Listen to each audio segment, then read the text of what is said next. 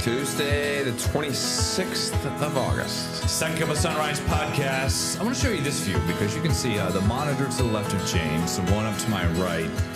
I'm supposed to turn those on every day. Yeah. I forget to every day. But had Sean in here showing me again how to do it. Nice. With the Roku and with the little jump drives to put that in there because we want the Newsday brand everywhere. Because this is our used to be Studio B, kind of still is, now our podcast room. Got a lot to talk about here on this Tuesday morning. Yeah. Feels like fall. We'll get to that. For sure. Right out of the gate, though. Yeah. Road rage. Issues on the road. I want to talk about this. 590. 590 northbound this morning. Oh. Okay. I hopped out of our show. Some stuff going on, balancing childcare, and I said, all right, I'm going to go get the girls to school this morning. Sure. Their pre-K and their daycare.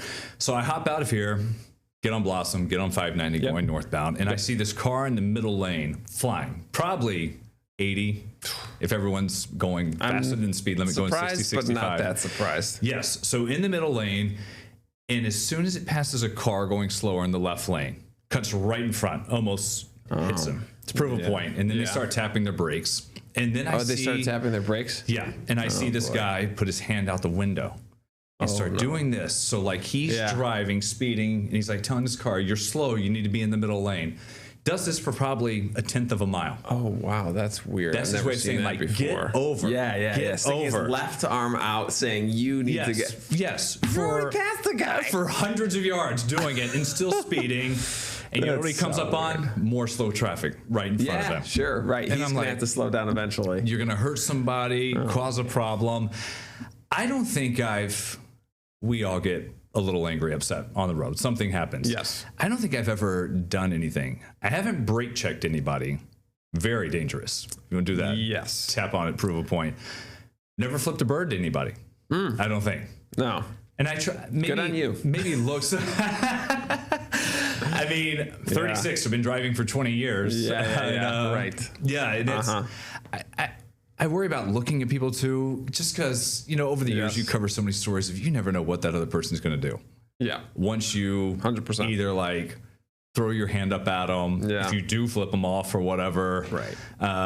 So yeah, but I just thought that was wild. This guy just driving down, hand fully out the car, saying "Get over." I think that frustrates a lot of people. I think when people are going slow in the fast lane, and I get it. If you're trying to hustle, and that you shouldn't be right. You should not be going slower in the left lane, or put your signal on if you can't get over. Sometimes I'll do that. I'll put my signal on way early because there's people over there that I can't get over. I'm a slow driver, so that obviously signal before you go. But that person was obviously going too fast. First off, and it's just going to bite you in the end. I was driving in the Finger Lakes over the weekend, and someone passed me, and we were going toward Geneva, and you had the dotted yellow line, so completely legal to pass me, but then I was just caught right up to him at the next red light. Yeah, it was like same thing. Kind of a waste, like a push there. So yeah, people need to just relax. And another thing on the looking at people, which I think is interesting,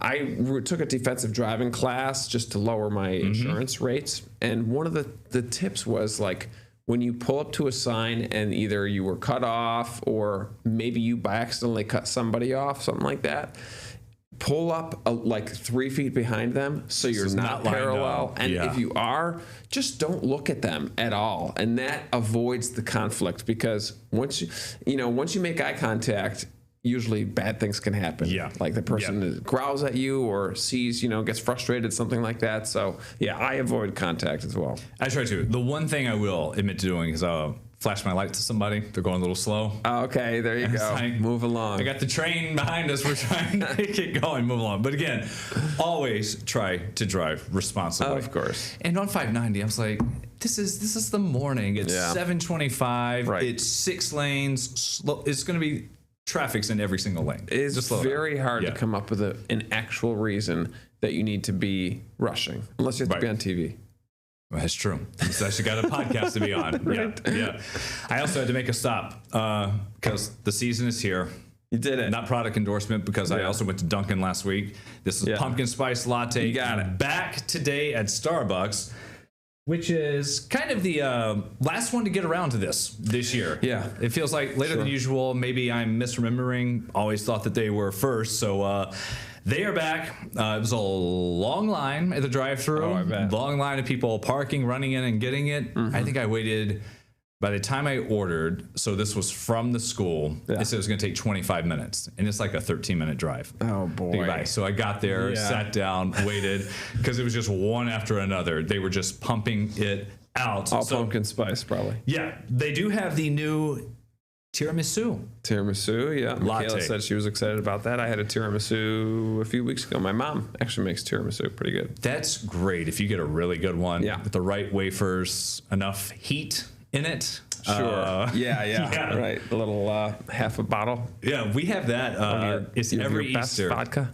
My great aunt puts it together, and man, that one it's nap time after that. Yeah. Even with the caffeine inside of it. Yeah. I love that our stock video is a Starbucks in a paradise because there's a palm tree in the background. I know. It's not like over at Winton and Blossom or like a Boston or something like that. Right. They only send out their best. In some cities where they have these Starbucks reserve locations, it's pumpkin flavored cocktails.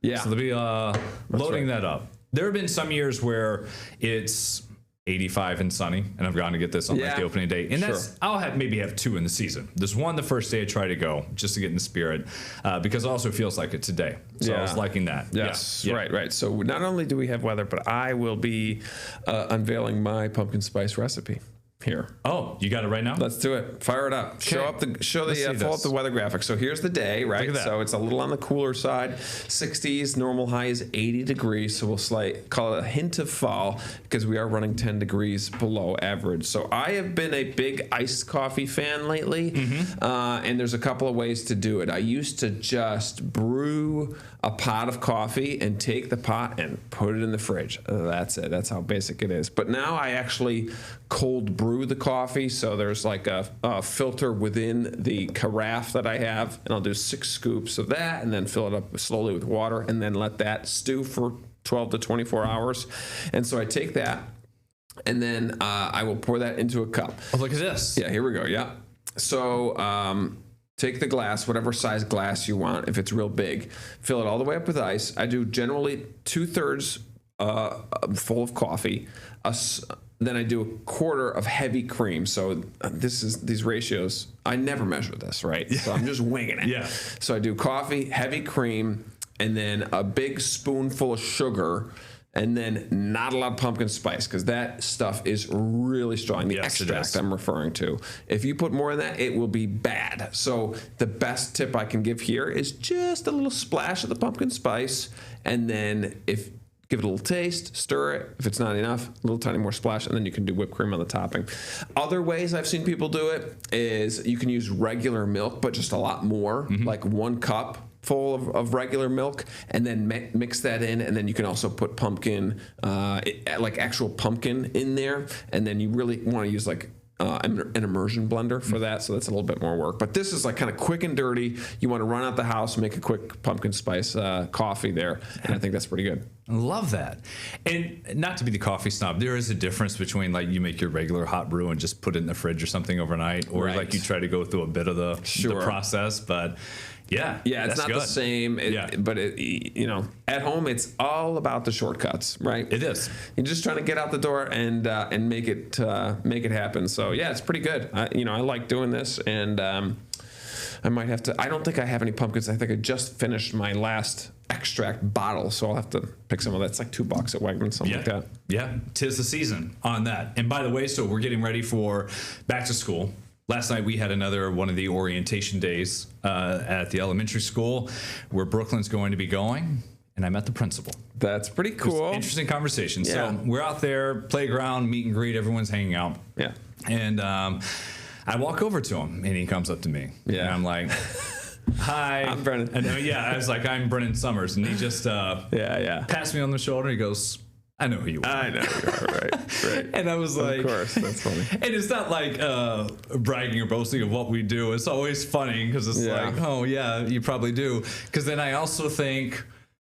I'm going to get all your school district emails. Yes. So like anything going on, if there's a issue with anything going on, they know I'm on the distribution list. It's the same way where if someone's local bank customer and there may be a fraud or phishing scam thing that goes out, and it's like, oh, this is going to everybody, and we know that they're in the system. Like our shout out Jim Tortora, if he's watching this right now, he's got his kids in Chili, so if the Chili district sends out some email, he's like forwards it to the newsroom. I know, and it's just like it's gonna be the same with me. When I have kids in Fairport, I will certainly, any inside info that I get, send it to the news. It's like water main break. Why is this school not starting till noon or 2 hour delay? And it's like, here's the problem. This went up to parents. Hey, it should be public, right? If anybody sends out any release to parents, they should just automatically assume that the news will get hold of it, no matter the district. Even if we're not the parents, we've got a brother or a cousin or someone 100% who's going to send it on. And, public, man. They know that. They know that. And by the way, so getting back to school itself, a big first step for the youngest ones. All the districts do this around here. They set up bus FAQ days for the youngest ones who've never been on a school bus, probably ever, unless it was maybe a summer camp or day trip or something with preschool. So they go out there, they get to get on and off the bus. We were out there in Hilton when they were doing this. Of the youngest kids, you see they're telling them, here's where you wait for the bus stop. Here's what happens before you get on. If there's ever an emergency, these are the latches. They practice getting on and off the bus. And you look around some of these district campuses, there are signs saying we need bus drivers. And stuff. What we heard from Hilton, though, that they were doing okay, even with the big class coming in. Here in Hilton, cross my fingers, we're in pretty good shape. We're almost fully staffed. I know across the county it ebbs and flows. We've had some situations where we've been short-staffed. But, like I said, we have, we're trying to build the culture here, one very much focused on, family and being here for the right reasons. I always love when they have the retiree bus drivers who come back just because they missed it and they loved it and they helped out and they know the routes. They're out there practicing this week and they know all the kids. It was, I hope it's different now. So what did Brooklyn think of the bus? They thought it was a family trip when they went out. I was picking my brother up from the airport when he came up for Watkins Glen. Steph took the 2-year-old and Brooklyn, and they just all went on. So it was at a parking lot. But what they didn't realize is that they were actually taking you somewhere. So they took you to maybe Public Works office where they went to a different parking lot, and they said, okay, there's something, let's say there's smoke in the engine, let's get out the back. So they hopped down that part. That's cool, They did explain there are the roof latches in the front and back if something happens and it tips. And then a whole lot of, here's the door, here's the teacher. When you're getting picked up, we're not going till it completely stops. But they loved it. I mean, it was the first real time. I mean, we'd been on different buses, maybe if it's on vacation or something, but a school bus, that was the first time. It's the safest way to get around. It is. It's by far the safest, much safer than driving your kid to school, even though that seems like more desirable, but it reduces traffic. When you put your kid on the bus, bus is big, it's yellow, the drivers are experienced. So, all things considered, we talk a lot about, when a bus, I always think about that. When a bus crashes, it's big news. Or it catches fire. It's like, wow, holy cow. But when you have car crashes, they happen so often that you don't see it all the time, right? So when they do happen, it's like, wow. So I think people are like, yeah, buses crash all the time. Well, no, they don't. We just talk about it a lot because it's so rare that it does happen. And in the school buses, I mean, when they're out running their routes in the morning, there could be issues, but thankfully, knock on wood, it's always, you know what, we're okay. It's a little thing. Yeah, that's true. They got them on a different bus. Amazingly, it's like no one got hurt. And it was, So, right. My bus experience growing up, I hope it's different these days, as an old man would say. Because kids can be brutal. We were joking about that earlier. It's a different experience. For me, it was, I only did through 5th grade. Was on the bus through elementary school and then walked from 6th to senior year. But I mean, you never know. You learn all your curse words, that's for sure. Oh man, of what not to say. Yeah, it was wild. And then when you get older and you do the sports trips and everyone's coming back late after a game or something, it was a lot of fun. You can meet some friends. So that was cool. Maybe the principal is listening to this. Check it out. Oh, familiar somehow. That's sure. I should have said the pod. Is Yeah, that right. how you got it? He's Or turned is it into the 5 pod? a.m.? Right, Yeah. right. Yeah, That's right. fun. We'll be back with more here on Second Cup of Sunrise in just a bit.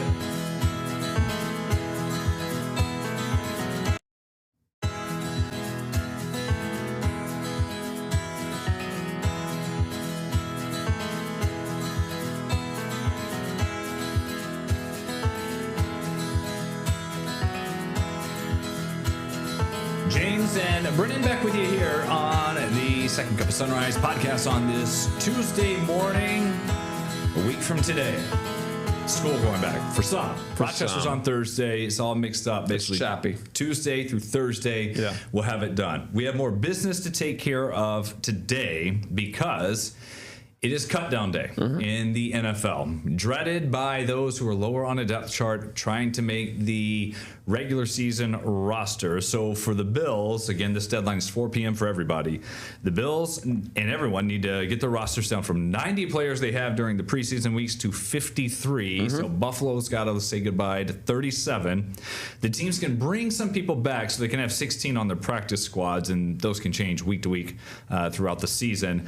And we did hear from Sean McDermott, who said, you know, football does not last, and he gets it because this could be it for some. It could be another stepping stone for others if they can find a different home. And here's what he had to say about those difficult and emotional decisions. There's a lot at stake for these guys, and we don't take that lightly, and we have to do our best to give a fair evaluation of the performance tonight. And so in some ways they made it awfully hard on us to make some tough decisions over the next couple of days here. I want for all these guys to be able to play in the league. It's been fun to coach them. They're so grateful. They're so appreciative, full of class, and it's hard from a football standpoint, but even harder from a, hey, these guys are good guys and they're winners. It is tough. Shane Buechele, who had a good night, he didn't play at all last year with a neck injury for the Bills. Played in QB every snap.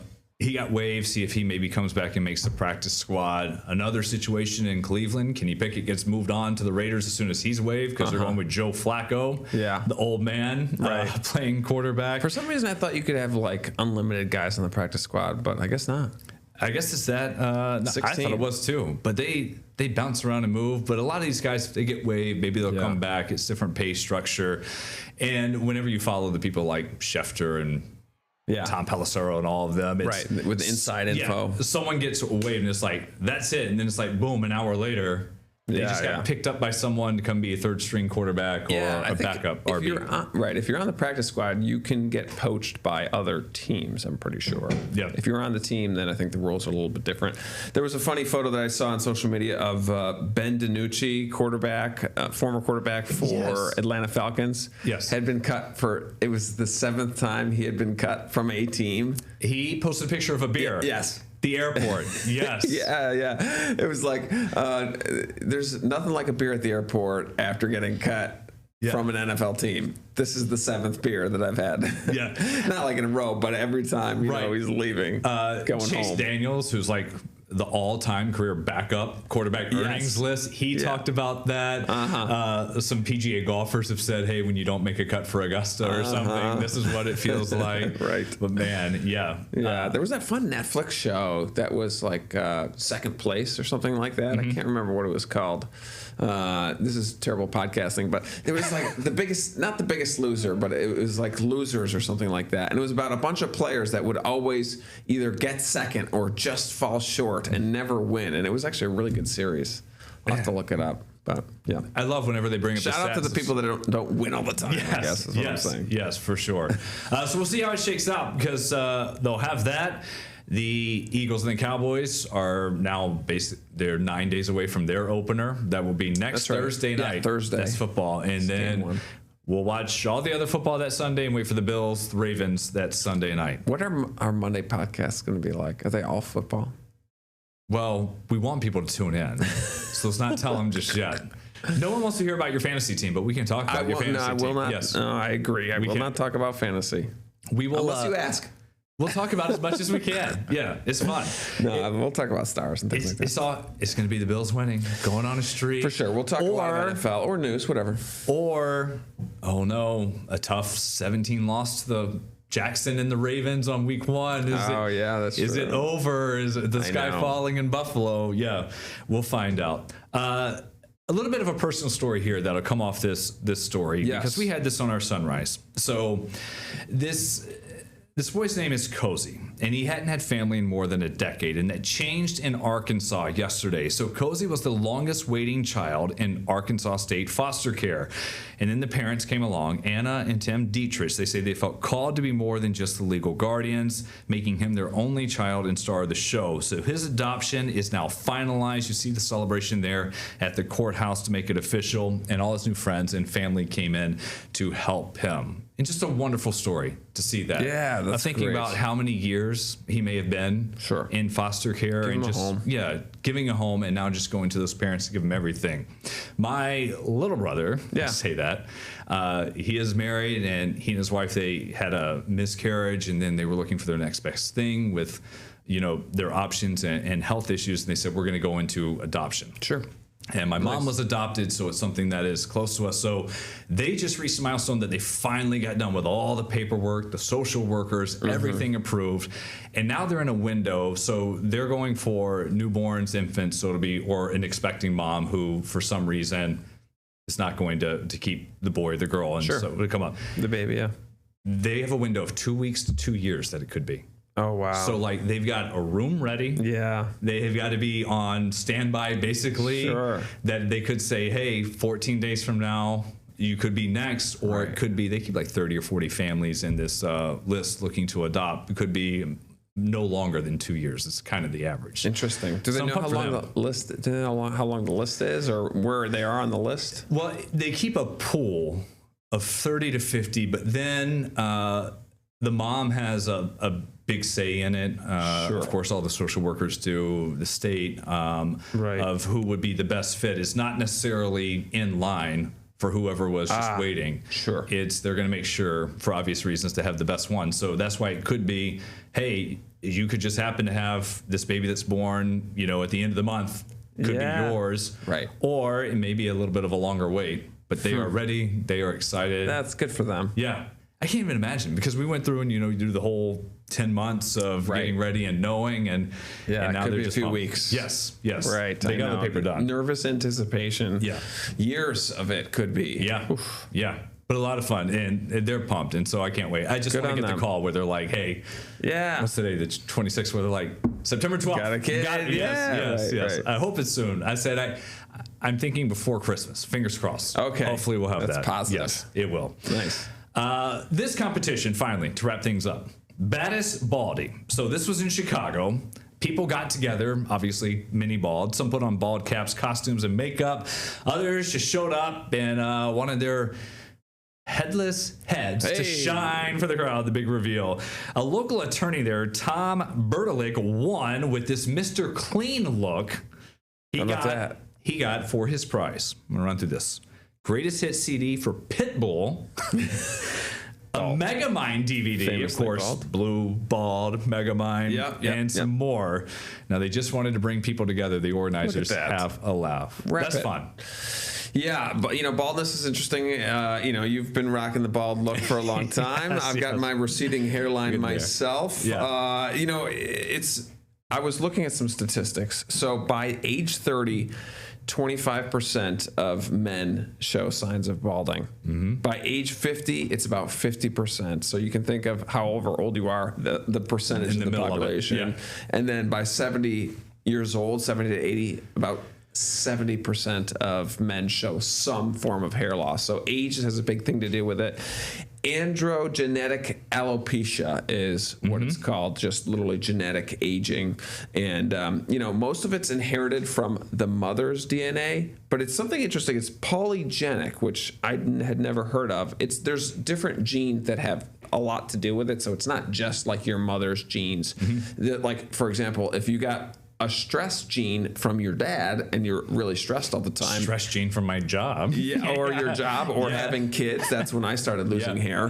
That will also result in hair loss. So it's much more complicated than saying, oh, my grandfather on my mom's side is the reason why. You know, I used to always think that it was like one person in your family. Right. But it's not that simple. I go back and look at some of my first on-air reporting and the hair I had, and I'm like, man, covered a lot of serious news over the years. My dad, who's bald, though, we'll close it up. He used to say, God made billions of heads. Yes. The ones he didn't like, he put hair on. Oh, that's funny. So that's what I love. Yeah, that's a good way to wrap it up there. Maybe one day I'm going to do the whole Scott Van Pelt from ESPN and just let it go. Take it all the way down. Rock it. Enjoy while I have it. We'll see you on air. News 8 at noon. Bye, everybody. Get the Rochester First streaming app today for everything you love from News 8 on demand. Plus exclusive shows you won't see anywhere else. Search ROC and download for free on Roku, Amazon Fire, and Apple TV.